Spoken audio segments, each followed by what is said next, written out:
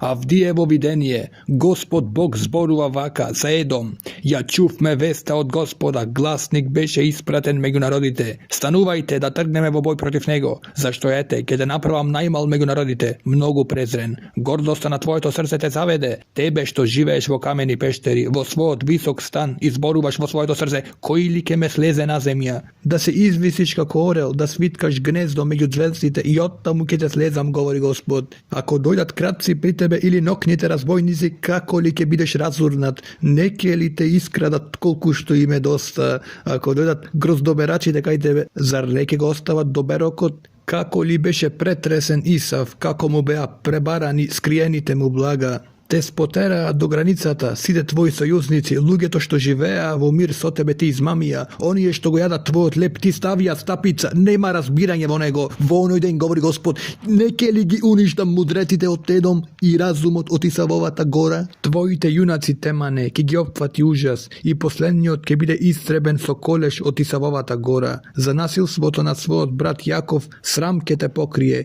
и ке бидеш истребен за секогаш.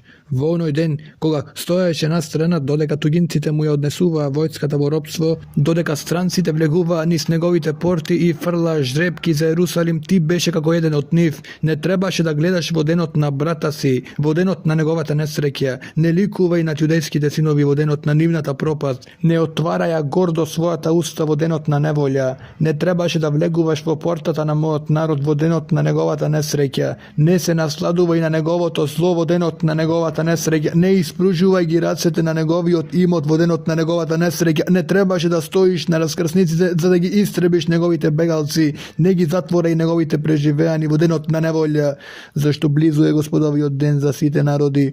Како што си направил, така ќе ти направат. Твоите постапки ќе ти се вратат на твојата глава. Да, како што вие пиевте на светата ми гора, ќе пијат сите народи непрекратно. Ќе пијат и ќе локаат, и ќе бидат како никогаш да не ги било. Но на гората Сион ќе бидат спасените, ќе стане света и Јакововиот дом повторно ќе го земе во посед своето наследство. Јакововиот дом ќе биде оган, Јосифовиот дом пламен, Исавовиот дом слама. Ќе го подпалат и ќе изгори, и од Исавовиот дом не ќе остане никој, зашто Господ го рече тоа. Негевските жители ќе наследат Исавовата гора, а рамнините филистејската земја. Ќе ги наследат Ефремовиот крај и Самарискиот крај, а Венијамин ќе го наследи Галат. И некогаш заточената војска на Израелевите синови ќе го наследи Ханаан се до Сарепта. Ерусалимските заробеници што се во Сефарат ќе ги наследат негевските градови. Избавителите ќе се искачат на гората Сион за да ја судат на Исавовата гора и тогаш царството ќе биде на Господа.